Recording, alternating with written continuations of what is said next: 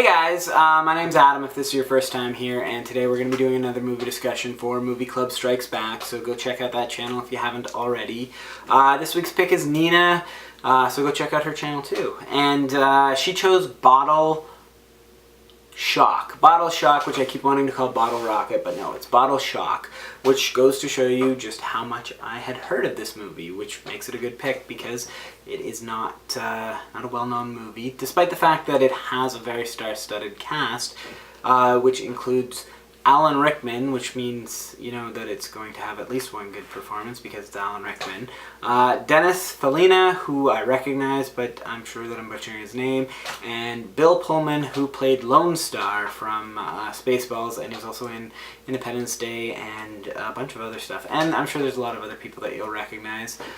So this movie, basically it's about Napa Valley in the 70s starts producing some wine.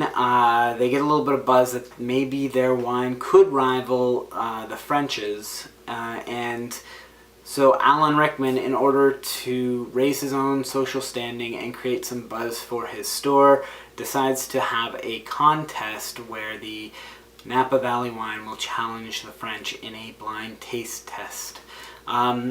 What's really cool, what I really liked about this movie is Alan Rickman's sort of character arc. In the beginning, he's a very snobby, has his own motives, very cares very much about his social standing. And by the end of the movie, he's gone through some changes. I don't know that he doesn't care as much about the social standings, but he starts to realize that the wine does have a chance, and he starts to I think he softens a little bit by the end of the movie, so I thought that was very cool to see. Some things that I didn't like about this movie, the only thing I didn't like about this movie is you can't really criticize it because, I mean, it's what, 40 years ago, but you know the outcome before, ahead of time. That doesn't make it a bad movie, though. It's just, you kind of know where it's going.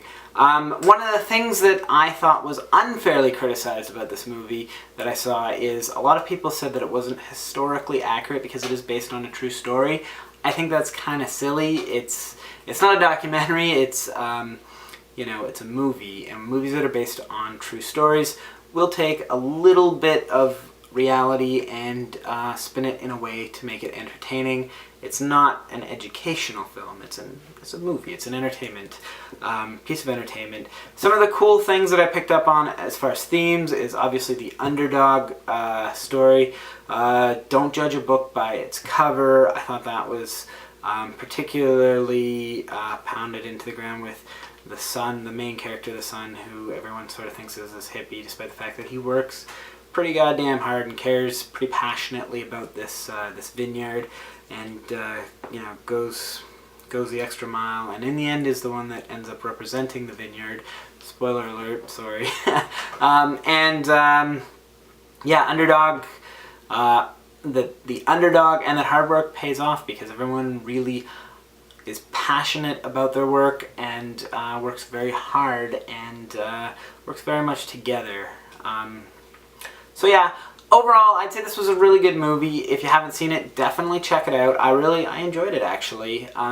Very cool pick. Thanks, Nina. And thanks for watching, guys, and have a good one.